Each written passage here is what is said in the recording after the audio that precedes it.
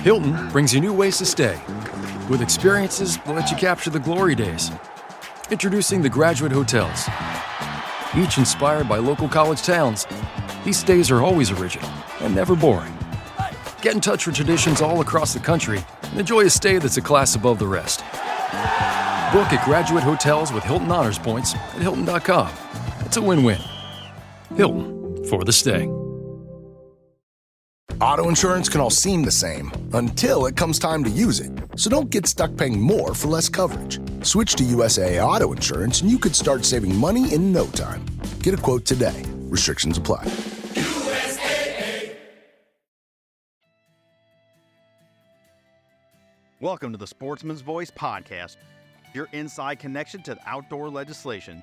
From the Beltway to policy happening your way, we're covering it all. I'm your host, Fred Bird. Join us as we explore public land access, wildlife and fisheries management, Second Amendment rights, the triumphs that shape our nation, the sports we all love, and the stories that fuel our passion for the great outdoors. This is the Sportsman's Voice podcast.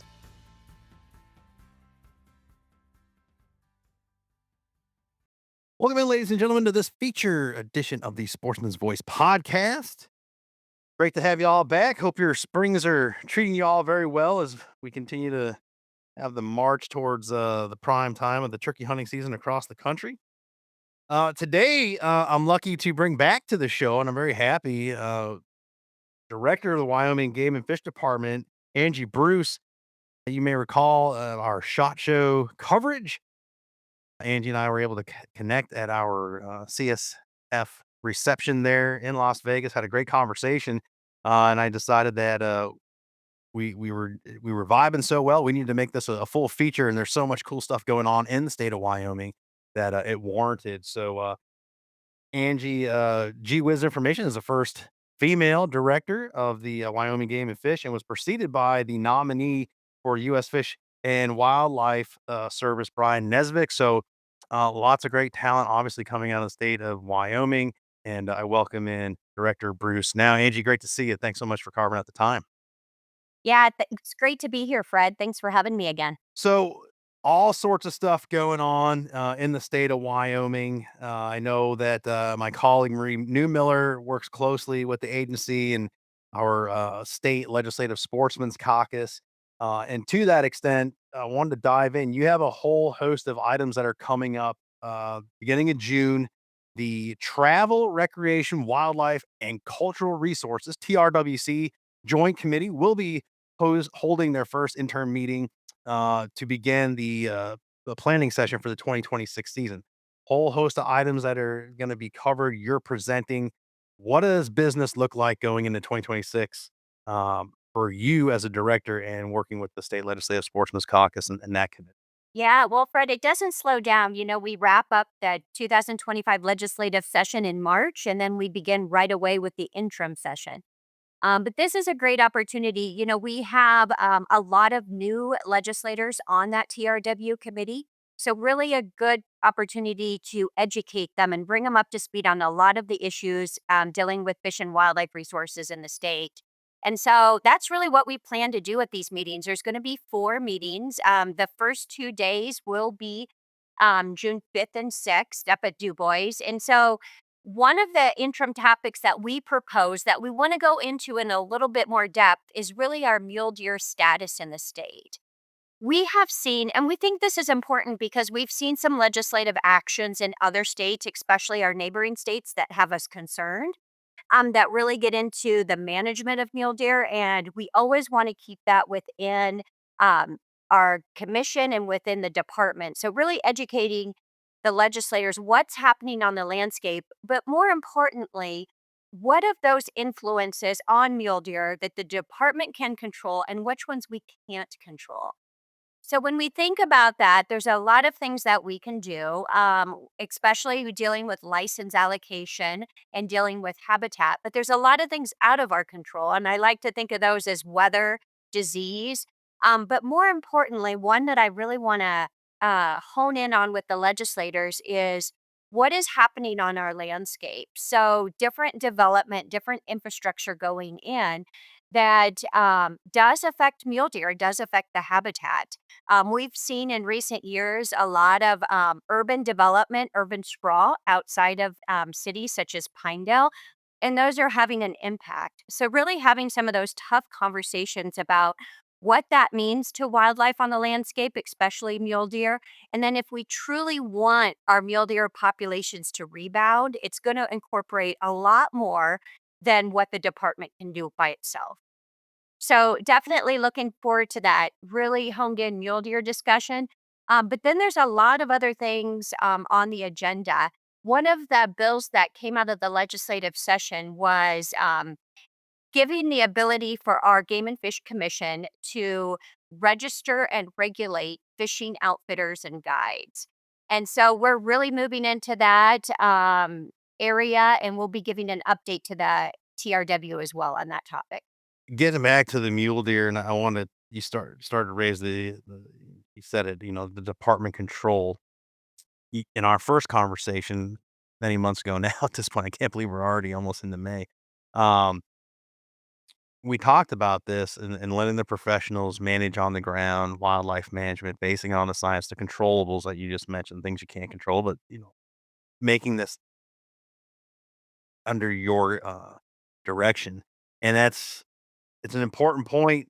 Your state allows your commission to work with your employees, your professionals to set rules, to work with the best science available and prescribe that and not legislate wildlife management. I just want to take a moment to go back to that and really beat that drum because it's a trend we see. It's not just relegated to the Northeast, Northwest, where these things kind of pop up a lot. It's definitely showing up in all the states now, and it's certainly a tactic brought about by folks that want to manage wildlife by emotion and not the science. Yeah, that is a really important topic that, yeah, we're seeing it a lot more. And I always like to think of it as a successful legislative session when we keep those proposed bills out of that arena, right? So, out of that management, the science of management.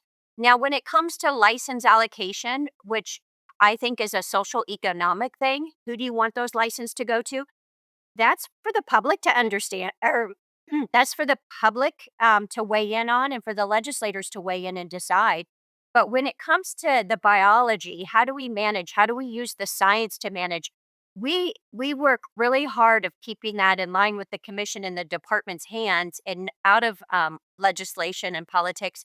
And to date, we've done a good job of that. However, looking at some of other states, that hasn't always been the key. So I'm looking forward to this conversation. I think our TRW members are really open to conversation and education. And so I think really honing that in and taking the time to understand when they come into play and when the department and the commission comes into play will be critical.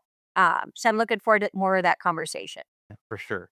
Um, part of that conversation and as you in a big giant, 40,000-foot view of managing that department and mission delivery on the ground, that's how this all gets funded. And we got to sell licenses. We got to encourage people to participate and buy those licenses because of how our American system of conservation funding structure works. And that is that in-state license sales get matched at the Fed through Pittman Robinson. And as we're celebrating 75 years of Dingle Johnson, the Sport Fish Restoration Act, um, it's important for the legislature to know that these aren't taxes that were put upon the public, that the public near 100 years ago, almost 90 years ago by PR asked for this, and the systems work pretty damn well. Yeah, Fred, you couldn't say it better. The system has worked really well.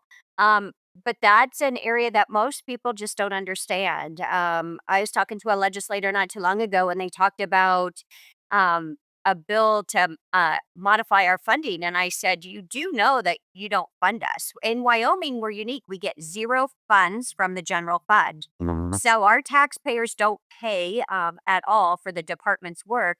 It all comes from our hunting and fishing license, different permits and other things on the side, and then PRDJ. So a huge value to get those dollars into the department over the years. And It's been a great tradition, right? Hunters paying for conservation. Would we like a model where we had other people contribute as well? Yes, that would be good. We could do more if we Remote. did. And so we're always encouraging, like, for folks, we do have a conservation stamp that everyone can buy. And so encouraging people to buy those conservation stamps and buy a small game license because then they can contribute as well. But it is always important to point out that our hunters and anglers are paying for conservation in Wyoming. Yeah, to include on non-game species. This isn't, as some folks would like to, put out there in the PR world that they just want to fund it so they can go out and kill it. It's not true. And so many of our and this is very apropos for Wyoming, so many of our recovered species, our endangered species, our threatened species, and non-game species alike are the beneficiaries of this funding. Absolutely. We still do a lot of work with T&E species, endangered species, and non-game. For instance, our black-footed ferret, we spend a lot of effort on the black-footed ferret. And at the end of the day, for the most part, our hunters are paying for that. Wow. But I think, when people try to uh, separate the two is when we make a mistake because really our work is about habitat and ecosystem management. And when we focus on the habitat, we're affecting over 800 species at a time. Wow. And so it's not just you might hear like, oh, we're having a new mule deer strategy in the state of Wyoming. There goes game and fish again, just focusing on game. Absolutely not. Those are the buzzwords, the title that gets people interested in the door. But we do know that the practices that we are doing for mule deer are going to help a whole suite of species, both within our forest ecosystems, our riparian ecosystems, and our sagebrush habitat. So it is across the board. It just might not always be the lingo or the talking point at the top of the list. Mhm. Yeah, sure. As we talk about recruiting people just to maintain current levels, never mind, speaking of buzzwords, R3, right? Mhm. Um, there has been a sentiment boiling up and perhaps an anti R3 sentiment longer than this anti non-resident hunter sentiment. I bring this up because it's really prevalent out in your part of the country. Tags are competitive, the lottery draw systems are competitive. Access to land is competitive, and we can touch on the corner crossing here in a bit, some of the stuff that just got settled and access, but there is a balancing act, and, R3, and I don't think it's controversial to say, it is a double-edged sword with limited resources and limited access through most of the country. Yes, we wanna recruit people. Yes, we wanna maintain our current funding levels and maybe improve them, as you alluded to, with more opportunities to do that. How do you, as a director, strike that balance and not upset the apple cart, as it were, as far as your built in hunting community? And really this I don't hear about this too much with angling, more it's the hunting community that puts this out there. I seen recently, especially in this last legislative session or the one we're going through now, increase in non-resident hunting fees. So if you really wanna go out there and do it, you're gonna pay for it. But that's not completely shutting it off. Okay, so I just asked you a whole bunch. I'm gonna let you go for it without getting too deep. No, that is a very good topic. And, coming from the Midwest, coming from a state like Iowa, where R3 is real, right? You're recruiting, there's plenty of opportunity, there's plenty of license. Coming to the West, to a state where there's limited ability, do we want to recruit kids and get them excited about hunting deer, but then they don't ever draw a tag in Mm. their backyard? It is a real problem, and it's one that gets tricky with our R3 programs. We had to be very cognizant of that. We have record applications almost every year. Our interest is through the roof for what we provide in Wyoming. But we are nervous. So you start to dig into the numbers, right? You start to dig into the age of those applicants, and it gets you kind of nervous. Where are the young people in 20 years? Where will we have the same issue? Uh-huh. So definitely thinking about, what are those species that we can get them excited about? We've been criticized in the past for our pheasant release program, right? Wyoming, you don't think of as a pheasant state. We're not the Midwest, but it really is about getting young people or other people reenacted into hunting and getting them into the field to experience a hunt. And so we put a lot of money and resources into our pheasant program for that reason. So we have those things that we can attract folks to. My kiddo, one of the favorite things he liked to do in his younger age, he's 16 now, so he's still young. But when he was a few years younger, was rabbit hunt. As simple as, going out there and trying to find the rabbits, that real predator prey relationship. And so our focus has to be a little bit different in Wyoming, and we don't necessarily follow the same models as you might see in the Midwest or the East because we don't have that abundant opportunity for those big game tags. So we're just careful about our strategies there.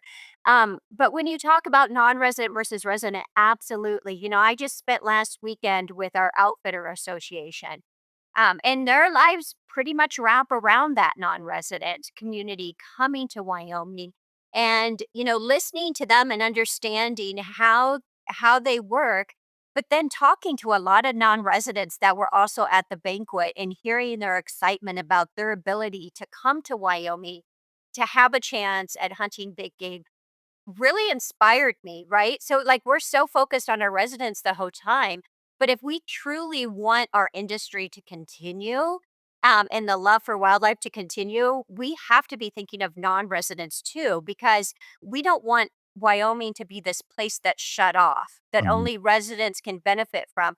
We really need to spread that out. And that comes from non-residents coming to experience Wyoming in all sorts of ways. If it's hunting or is it tourism, whatever it is, they come to Wyoming for the wildlife, and we need to be cognizant of that. No, so great you said all of that, and I'm trying to figure out where I wanna pinpoint first. So I'm gonna go with this thought, and I wonder because of the recent upswelling, and maybe it's just because I don't live out there and I don't really see it, and you've been with the department for so many years, I think you're probably the best that can speak to this. Is this really relatively new? Has this non-resident stay away sentiment been there all the time, we're just hearing about it? Or does this coincide with the migration patterns we've seen since Mm. the pandemic, with new folks moving in, especially this whole Yellowstone effect, your area of the country really getting a limelight and people finding that to be a desirable place to live the rest of their lives, moving out of suburbia during the pandemic and getting away from that big overreaching government control and settling in Wyoming and your neighbors. Oh, wow, that's a really philosophical question. That's a really good thought process there, Fred. I would say it's not new, but it's growing. Mhm. It's always kind of been there, but you really saw it gaining traction a little bit pre-COVID, and then definitely post-COVID, right? We had a lot of people discover Wyoming during COVID, and some of that's good, but then some of it isn't. So, and that recreational base growing makes us nervous, right? The recreational component and its impacts on wildlife is something we need to get ahead of. We see our neighbors to the south in Colorado and we see what they're dealing with. They have certain areas that are closed to hunting during the week, but open. I think it's hunting during the week and recreation during the weekend. So they're starting to split time on areas. Oh my gosh. The thought of that scares us. So we're trying to get ahead of it. One way we've done that is 2 years ago, our legislators finally passed a trust that will go for recreational development. And some people that scares them, but the thought is let's get ahead of it and let's do it right. Let's put the trails, the parking lots in the right place and keep it out of where we don't want it. So let's shape what that looks like in Wyoming and not let it shape us.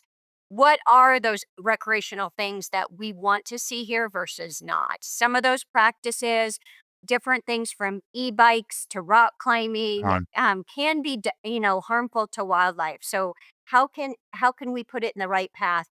But with COVID came a lot, like you said, a lot more people coming to Wyoming with different experiences and values. And you probably saw a reaction to that with our legislatures. And the sort of principles that they wanted to legislate because of they saw these outside influences makes people nervous. Yeah. Is Wyoming changing? When I first came to Wyoming, it was very interesting. Um, I come from a state that just really promotes tourism, but doesn't maybe have what Wyoming has to offer. So I come here and I'm like, we don't talk about tourism. We don't want people to come here. That was a little alarming for me. Since then, we have progressed, and now we have a tourism tax. We have a lot of promotion, but again, trying to promote it in the right way. So we're coming along because we understand that value, especially the economic value of having people come to the state and what that gives our communities. Um, but this sort of non-resident sediment continues to grow. We saw that with our antler restrictions, having people who pick up antlers in the western part of the state have to wait. We're seeing that with the fishing outfitters and guides bill and all the discussion, because if you really talk to folks, what they don't like is they don't like those green plates. So when they pull into the parking lot to go fishing, there could be 10 other cars, but if 8 of them are from Colorado or from a different state, that really has them concerned. And so there is this growing non-resident sediment out there. And we're Wyomingites. We want to keep all the good stuff for ourselves. Um, uh, but at the same time, we understand the economic value. So it's sort of a pull and tug and a push and pull tug on the subject. I definitely appreciate laughing on the other side of the camera here about the green plates because in New Hampshire, where I live, we do the red plate thing, and that is Massachusetts Mhm. and Maine, both states, which are the only two states in the entire country that have a complete prohibition on Sunday hunting. So when my turkey woods, doing the air finger quotes for the audience, gets invaded on Sundays, yeah, it's irritating as hell. However, knowing that those individuals still bought licenses, Yeah. probably contributing ancillary funds, by way to just the local economy and their gas purchases, food purchases at all. It's important. So it's again another balancing act. Like, yeah, it's irritating. You're here and you're again in my air finger quote spot. But there is a benefit from them coming in. So I appreciate the green plate, red plate comparison for sure. And we're lying if you're saying you're above it and you don't feel that way. I mean, I guess maybe you do, but probably not. Inside, you're like, gosh, get out of my spot. It's interesting about Wyoming specifically. I think the state was just kind of by default just self promoted through word of mouth, through Mm. stories of Western expansion and just legends, really. Campfire type stories that its own reputation sold itself, and it wasn't a hard sell to get people out there. And so, probably, I guess I wanna say you had the right people coming out there that knew what the adventure they wanted, and now again with the technology, I mean, that you and me are using it right now and just the instant gratification, instant information that people are getting, everybody wants it, everyone feels entitled to it, and they all wanna come to it now.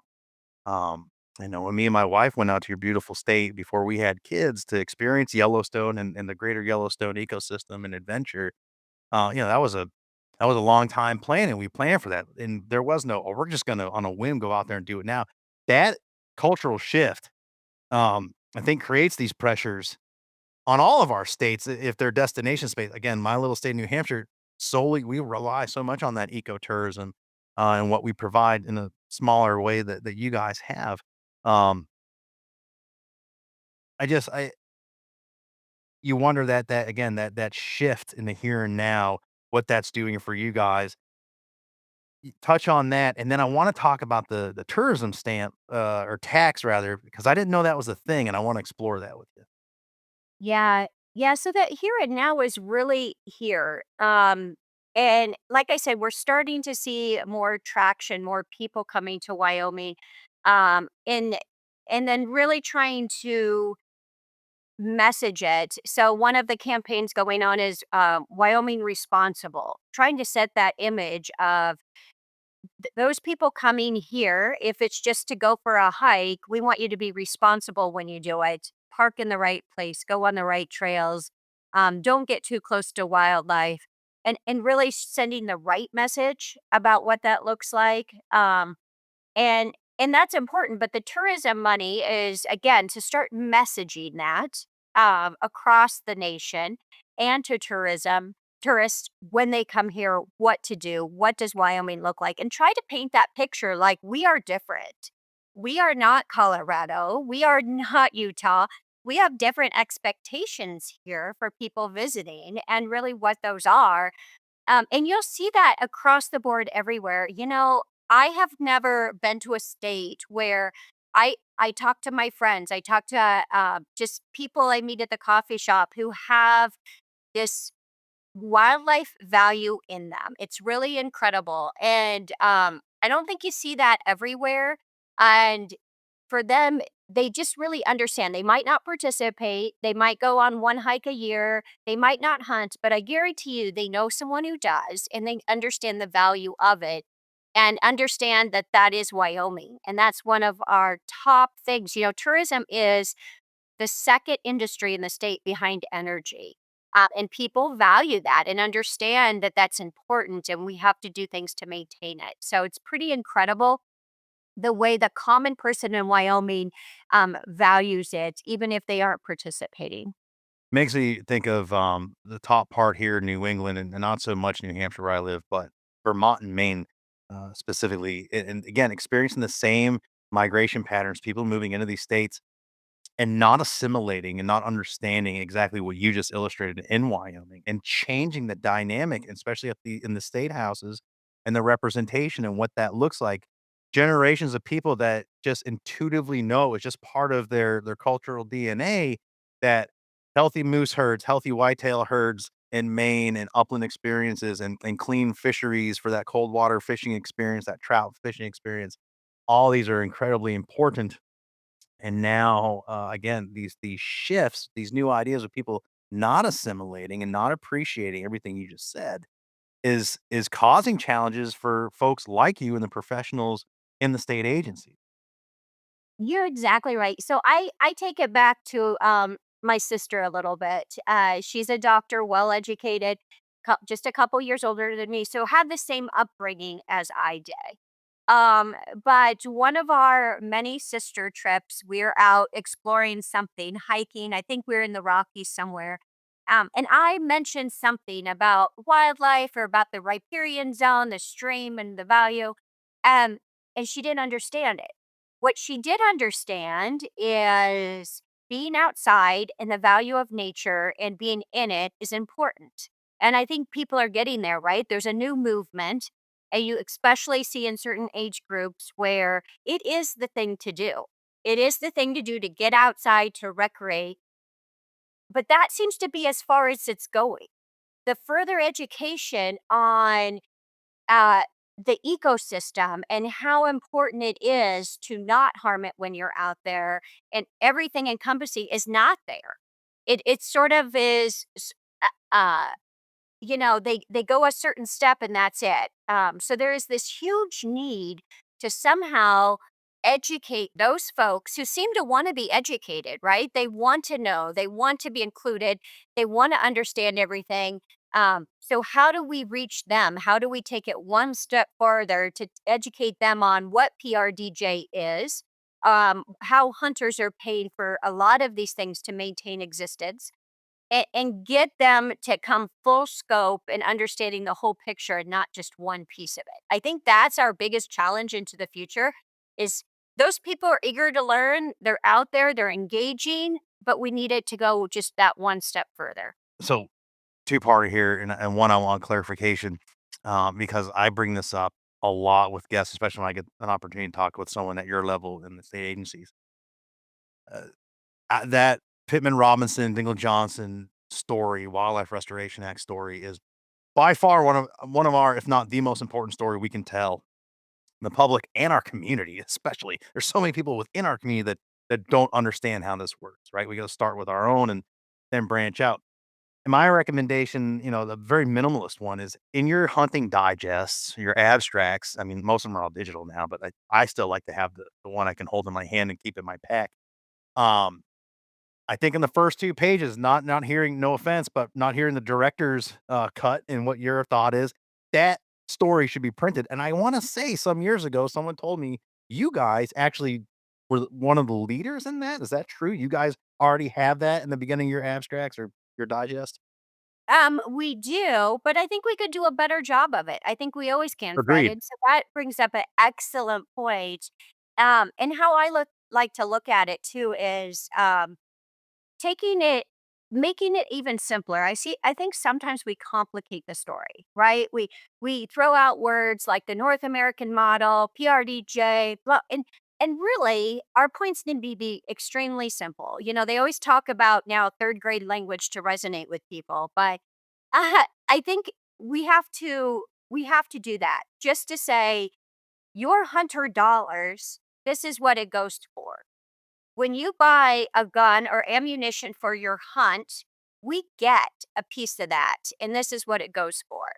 And just real simple, take out all the big words, all the flashy things, the acts, and so forth, and just really talk about those core principles. I think that's where we fail a little bit. If I say PRDJ to someone, they shut down, Sure. right? Like, what does that mean? That's an acronym. You government employees all Yeah. on your acronyms. That's right. But I think you're right, though. I think that's a really good opportunity that we should evaluate our hunting regulations, but then other places where we can input that message and trickle it in throughout the year and throughout the audiences.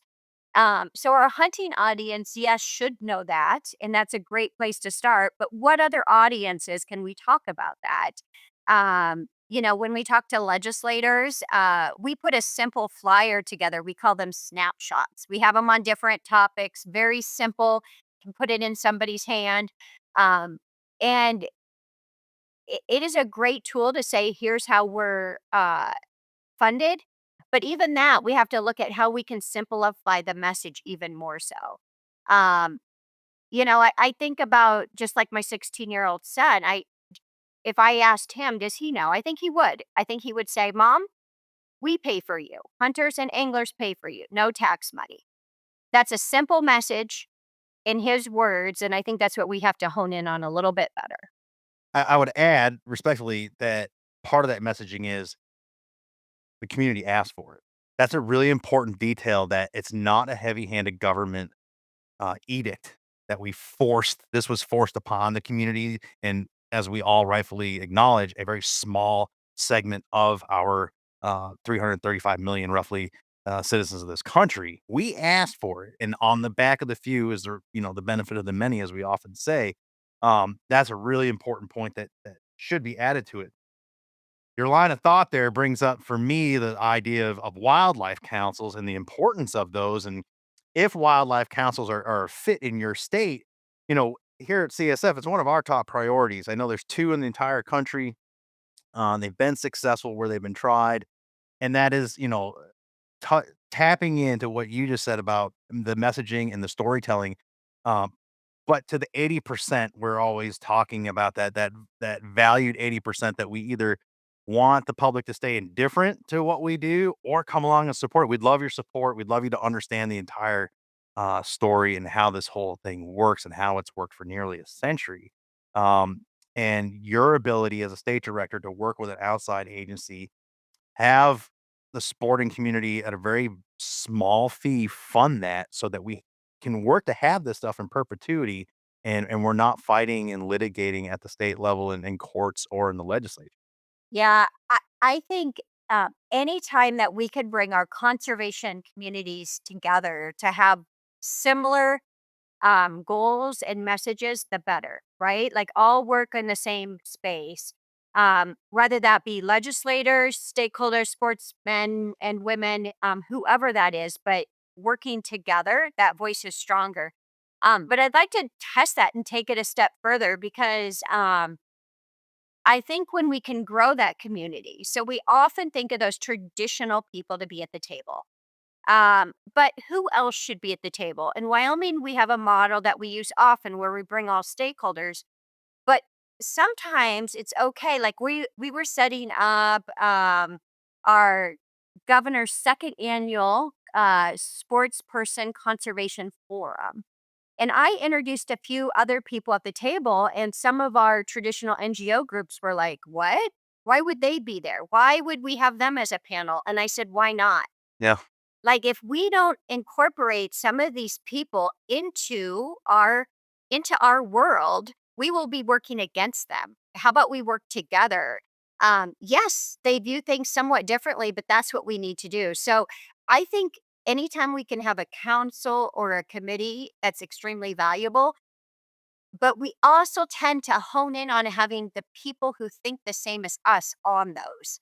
So we need to stretch ourselves a little bit and bring some outliers in that can carry our message further and can tell us how to reach people.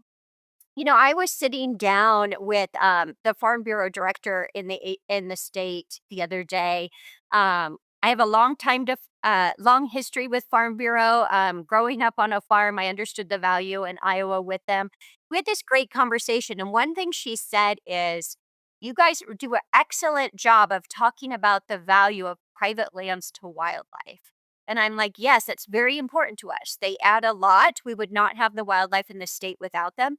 But she said, "We're missing the boat. We also need to talk about what wildlife gives farmers and what wildlife gives landowners." And I thought that was pretty incredible. Like, she might not be one I normally have at the table, right? Farm Bureau, but why not? Look at what she had to offer, and that conversation was so impactful. So, um, if we want to have these councils and committees, we just need to think broader and not just pick the the people that we always pick. We need to go a little bit broader and grab some other folks to bring them to the table. Yeah, for sure. And it's an original idea that got the whole conversation started before 1937 that seemingly has disappeared right into our own preaching to the choir. Yep. And you're exactly right, bringing those people back because in that first North American, there were all sorts of stakeholders and people that weren't pulling triggers or flinging arrows, but they understood the value and the ability for the entirety of the community of all users to come together, even if they weren't fully using it the way we do. So you're exactly right. And what you can glean from a different perspective and set of eyes for people that are willing to work with you is vitally important.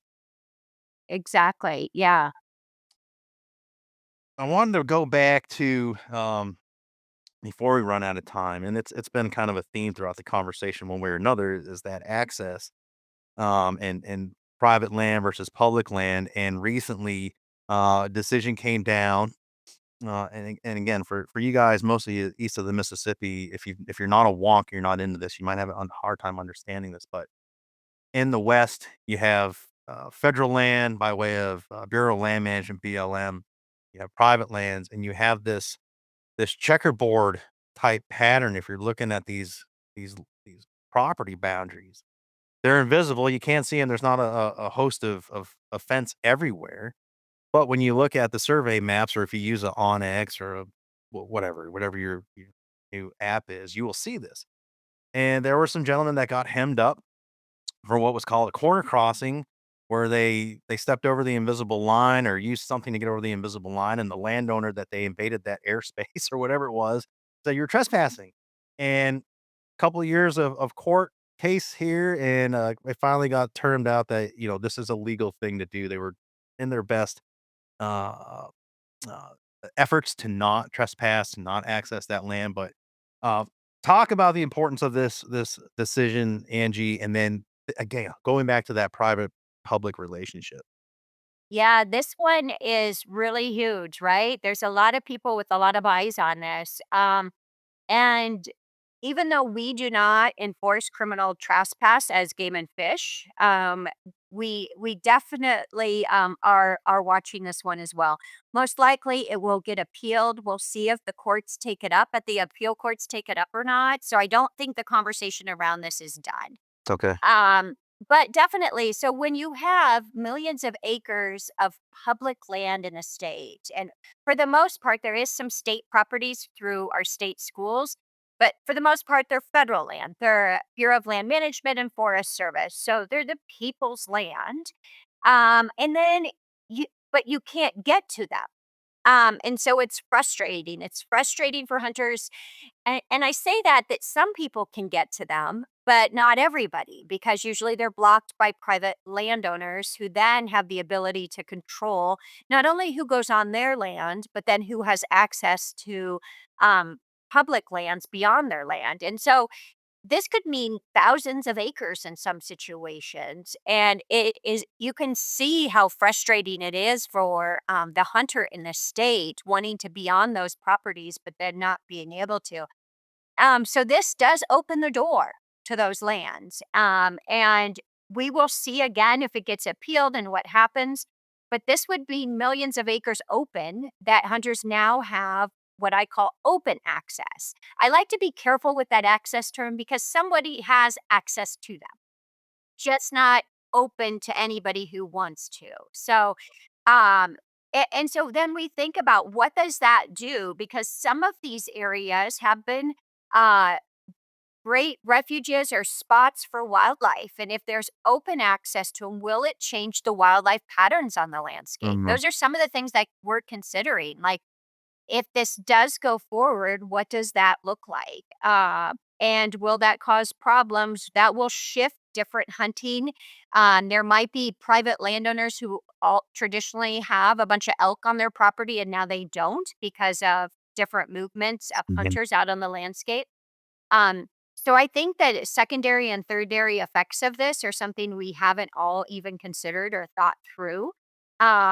Not that they're bad, it's just change, right? So uh, definitely a concern. You can imagine that our private land owners in the state are very concerned about this decision and wanting to see where the appeal goes. But then there's a lot of support on the other end.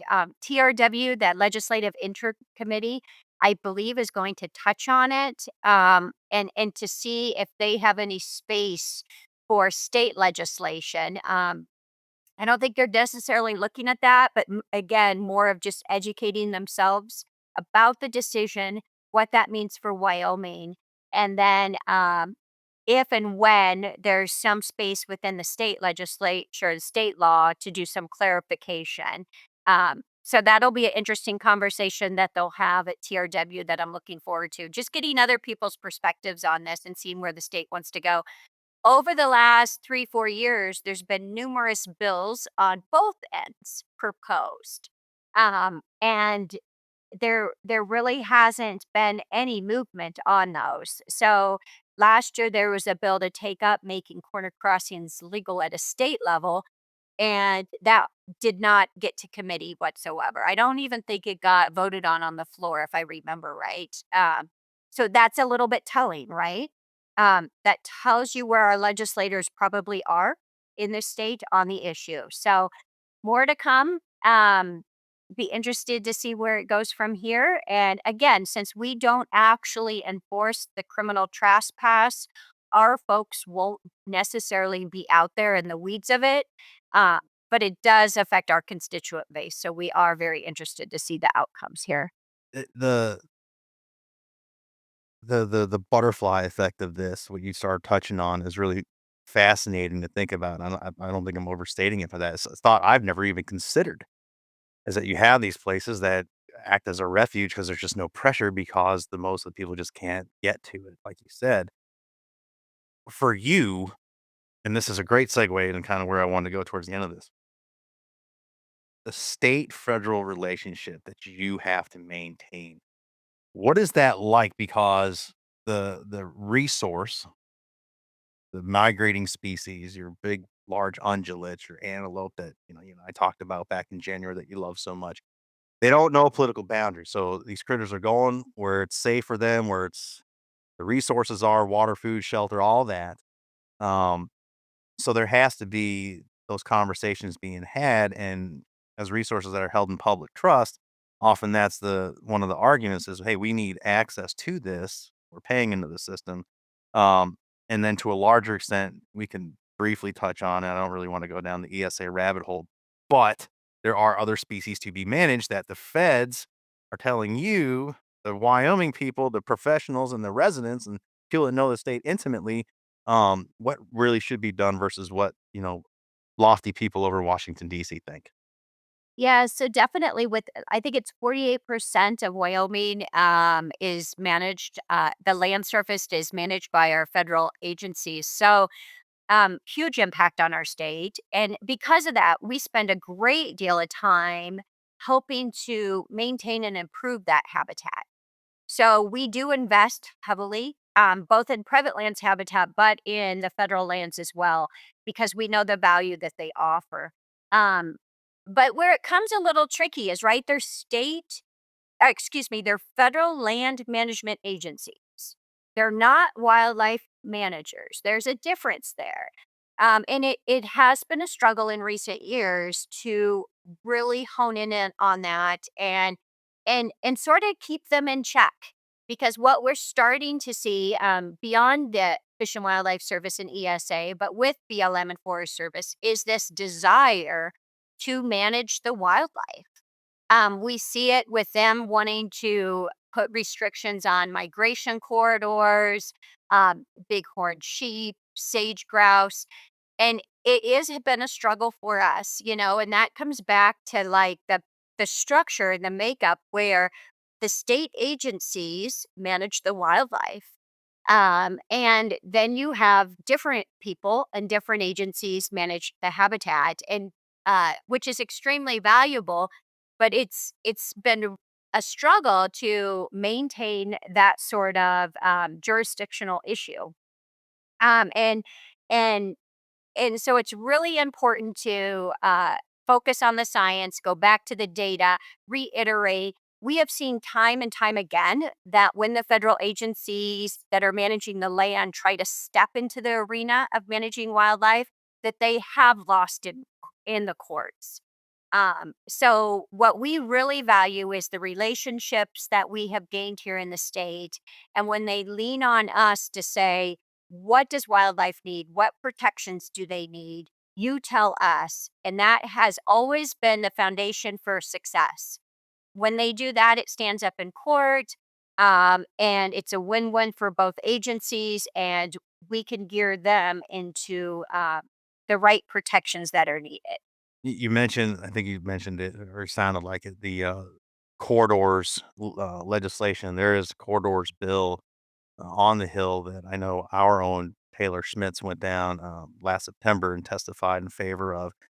You guys in the West, though, have really led the way on something like that and those relationships from the federal and the state level and working together, both with your the initial overpass crossings, the wildlife crossings, and now this corridors bill, which will have implications east of Wyoming. So many people think of, again, these traditional ideas of what goes on in the West and the need for it, but we got it here too. We those animals that migrate around here, they do move around. Moose move up in elevation, the whitetail, we have species that move around and our forest, our land is so fragmented over here, just high population density of human beings.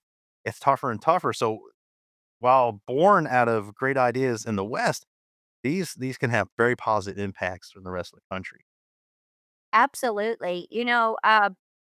I like to talk about migration corridors is they're the sexy thing right now, right? Like they're getting all the attention. And it's pretty cool when you can talk about Wyoming having the largest intact migration corridor left in the lower 48, 150 miles average both ways. That's pretty incredible. It grabs people's attention. It gets them interested. It re-engages them in wildlife and the importance of it. So all good things. And this bill hones in on that. It does also bring in, which I'm glad to see, is those other habitats because if we get a mule deer to go from point A to point B, that's great. That movement is essential to maintain that movement or that option to move because some decide not to move and some do, and some Mhm. go short distances and some go long. But what's more important too is to not forget about those habitats on each end. If you are able to move to summer habitat, but then when you get there, that summer habitat, the quality has been lowered so much that it doesn't give them the valued resources that they need, we're missing the boat. So even though the migration is the thing that's grabbed people's attention when it comes to habitat, we have to not forget how valuable the winter and the summer is as well, and incorporate all of that into it. So, um, even though I'd like to see things like this and solidified, this is really based on the Secretarial Order 3362 that came out under the first Trump administration. And this is a way, I believe, to solidify that in federal law so that it's not lost. That secretarial order is pretty incredible. Whenever you have policy, regulation, initiatives that can span drastically different leadership in Washington, I call that Oh, no successful, doubt. right? Like, there's nothing better. That's how it should be done. Um, you know, uh, the bill goes into some details that I'd rather not see. I'd like to see it a little bit broader. But it's exciting that the bill is out there. People are weighing in. Let's perfect it. It seems to be building support, which is really good. And I don't think there's anybody could say corridors is a bad thing, to hone in on corridors, crossings, put more resources into those. We've known about migration with other things for years, birds, butterflies, everything. But now, the big game aspects are pretty cool. But then some of the things I'm hearing out east, even if it has to do with amphibians and so forth, it's pretty cool and interesting to learn about the needs of these critters and being that movement that is essential for them to continue to exist. Um, so whenever I think in our field, fish and wildlife conservation, we can find those things to celebrate and are triggers to get more people to the table, more people interested. Um, that's what we need going into the future. So, Fred, I don't know what the next big thing is. I've been thinking about that. It's migration corridors today, but what is the next one? What is the next cool thing that we're going to come up with and learn about that really wraps in folks to continue to love our industry? But it's out there. Well, I think, and this is probably a great place to start wrapping up the conversation as much as I could talk to you all day. Um, it highlights the bipartisan nature that everyone could, this one specifically. And then the next thing, our issues are not partisan. And, obviously at CSF, that's us. That's what we promote. That's where our caucuses at the CSC, the state level caucuses, our governor's sportsman's caucus, of which Governor Gordon is a member. Um, our issues transcend that. And time after time after time, you give an example. Corridors is another great one. Of that's who we are, and it doesn't have to be ugly. And everyone can get together and agree on these things, and that they're good for everybody. Exactly. Let's focus on those because that's where we're going to move the needle. Wildlife crossings goes right along in there, keeping those movements. But those bipartisan issues, and let's make them strong. And, during times when it might seem like we're divided, we can all come together and rally on these things and really feel like we're moving the needle and being successful. Absolutely. No doubt. In the remaining couple minutes here, I would like to leave it open to you for anything you want to talk about Wyoming or the agency or any cool initiatives you guys have going on that the public at large should know about, or legislators that are listening in Wyoming or elsewhere in the country that you think should be important to them. Oh my gosh, there's so much, so that's just a wide open platform. Um, but again, I'll circle back to what the governor's trying to do here with the Sports Person Forum. That's pretty incredible. So for years in this state, we had a governor's business forum. It is the place to be. You get two, three, 400 people. I think they sold out last year. Come across the state for 2 or 3 days, business related. The interesting thing about that is I often go, and you wouldn't think like Game and Fish director would go, but it's the place to be, and lots of Well, work gets done there. Legislators come, industry, state agency folks. So the governor took that idea and applied it to sports people and conservation. And he really was keen on having that in the title. Could have been a wildlife forum, but it wasn't. I loved how he focused on sports person in the title to say, let's come together. This year, the second year will be in May. And I hope we have to turn people away. We had to last year. I think we're going to outgrow our space, which is a good thing. But we want it to be just like the business forum, a place where people want to be seen, um, a place to be, to really hone in. And the really message is we'll have several topics, but how to how to engage people and how to get them to step up and what that looks like for them. If they're a landowner, if they're a hunter, if they're a layperson, whatever it is, but be engaged, be part of the conversation. He really wanted to do this because we saw over the years that sports people were less and less engaged at the Capitol, less Totally. engaged with legislation. How do we get people more engaged? How do we get them? We just went through our hunting season meetings and people are not attending the meetings. And I think that's just a normal thing of society. People do things behind their computer now and they don't come out forward facing.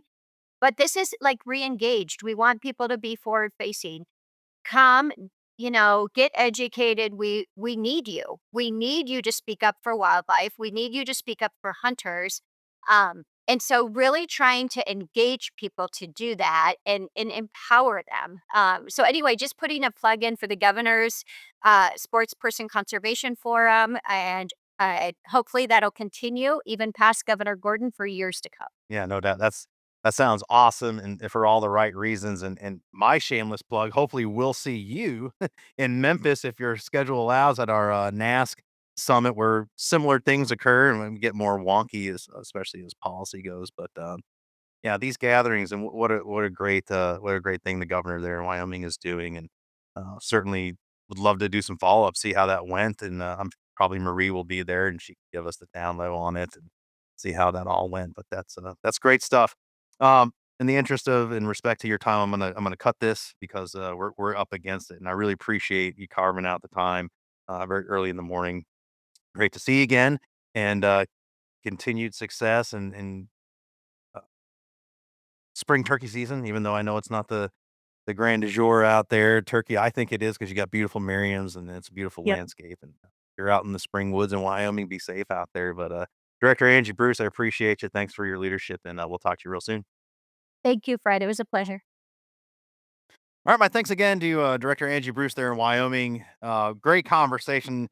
I hope you enjoyed it as much as I did. Could have kept going. She's very busy out there doing things she has to do to deliver for the residents and non-residents of Wyoming. And gosh, what a just a treasure of a state. I mean, obviously Yellowstone and the park there, but I mean, just so much more of that state. If you've never been, you got to put it on your list, especially if you're into the outdoors, sportsmen or women. The fishing is world class. Obviously, the hunting. Just the watching, man. Bring a set of binoculars and sit on a bluff or wherever you can go that's legal to access and just watch. There's just so much going on out there. It's just I've been around the world quite a bit, and I've not seen some prettier places than Wyoming is definitely up there, and there's the whole region. I mean, Idaho and Montana and such, but it's fantastic. We covered so much on this program, guys. I man, just it's just so many important points. The work that they're doing. I didn't get to talk about stamps. I thought, we've seen this. I mean, a lot of states have done a wildlife stamp for the non-users as a form of voluntarily giving and getting something out of it. Vermont's done it for forever, and others. But you're starting to see it come up, and I wanted to ask her, but again, the time didn't allow. You see species specific stamps coming up, especially like with turkey, and the funds are being dedicated specifically to wild turkey research. In my example, whatever else is that cause du jour. I think they're a fantastic opportunity, but I wanted to know from an execution standpoint, from a director, how does that look? How cumbersome is it? Obviously, other agencies are doing it. I think, Mississippi passed their turkey stamp. That's why it's front of mind for me as an example here recently. And because I'm a nut for turkeys, obviously, you guys know that. But in relation to dis- federal fund disbursement, how it works, how's the sausage made on that? It's all very positive. I don't think there's any issues or any controversy behind it. I think they're great initiatives, like the turkey ones. Again, coming back to it, I know a lot of those were asked for. Again, just us, the community, asking for it, seeing there's a problem in turkey population decline in certain parts of the country. So those states, those turkey hunters, conservationists got together and say, "Hey, let's." I don't know what they cost. Let's just say they're $10. Like, yeah, we'll pay. We are willing to pay an extra $10 for a turkey stamp, so that those funds specifically are dedicated to wild turkey research. Figure out what is going on. Are there controllables? Obviously, there's things like Angie said in the beginning of our conversation. You can't control with this stuff. Acts of God, hurricanes, tornadoes, a crappy wet spring for turkeys like that. You can't control that.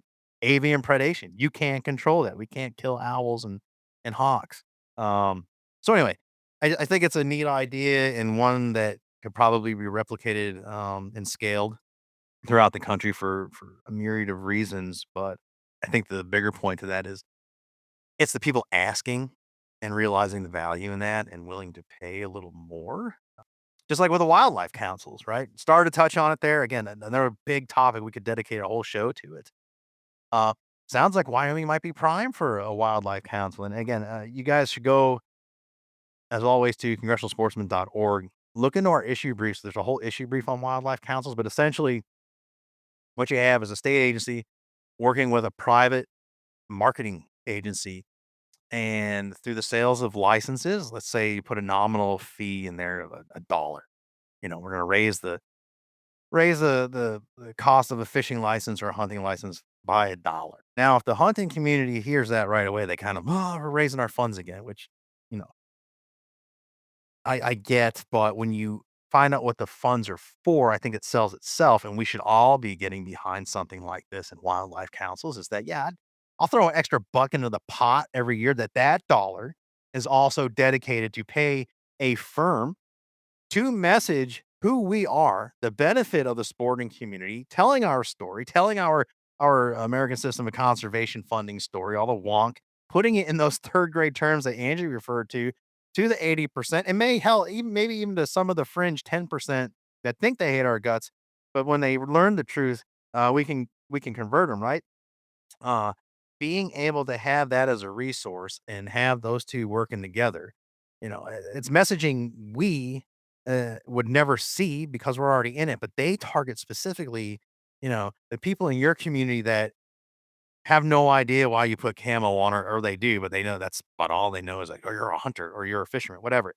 Um, it gives them a little bit more information and why, our small community is so valuable. Anyway, um, great show. Really, again, appreciate Director Bruce's time, and, I'm sure we'll hear from her again. Great things happening in Wyoming. That's gonna do it for the show. Housekeeping stuff, guys. As always, follow, subscribe to the program, fill those 5 stars in. We're up over 100 shows in our archive here between the weekly roundups that air on Wednesdays and this feature episode coming to you every Thursday. If you're a new listener, this is new information to you. For the rest of you, if you haven't subscribed yet, 100, 100 shows in, I don't know that you will, but I'm going to keep asking because that's what I'm supposed to do, and that's what I want you to do. If you're tuning in, if you tune in for all 100 episodes and you not subscribed, um, do it now. Right now, you can do it while you're hearing this out. But it helps. It's a big deal, and we thank you for it. Congressionalsportsman.org, congressionalsportsman.org. One more time, congressionalsportsman.org. You go there, sign up for the Sportsman's Voice newsletter every Monday. Comes out on a Tuesday if there's a holiday. And then the Tracking the Capital feature, guys, we're still in session. So if there's a piece of legislation you want to follow, there's states you want to follow, things of interest, go in there. 2 minutes max, I think, to create a profile, and then you can go in there and cherry pick what you wanna follow, what states you wanna follow, and then get those, updates, legislative updates delivered to you in your inbox of your choosing. If you've got a burner email account, and you don't want your primary, give us that, we're fine with that. You'll still get the information, you can consume it, as you see fit, but, it's all free to you, and these are great resources and a good way to stay engaged and at least have some sort of knowledge of what's going on instead of being completely blind to it and then bad policy gets passed, and all of a sudden you're sitting there with less seasons or less opportunity, wondering why. Well, you could be a part of it. We encourage it. So, as always, thanks for taking us along a part of your day. And be safe out there in the turkey woods, folks. It's still it's ongoing. We're getting into the prime of it. As this show drops, it is opening day in many of the northeast, northern New England states. And if you're listening to this first thing in the morning, I am probably in the turkey woods. Actually, it's a guarantee I'm in the turkey woods. So I hope to I hope to bring you some good stories. And you will hear some good stories on this particular program from the turkey woods. So I look forward to bringing you those as we get into the season. As always, CSF is your inside connection to outdoor legislation. Until next time, we'll see you. Be safe out there. So long. Thanks for joining us on this edition of the Sportsman's Voice podcast. Ladies and gentlemen, your support is crucial, and you can help us out right now by leaving a review, filling in those 5 stars where available, sharing this episode with friends and family, and engaging with us socially. CSF can be found on Facebook, Instagram, and X, formerly known as Twitter. Together, we can protect the outdoor sports we love and continue to keep you informed wherever you are. That's it for this week. Until next time, we'll see you later.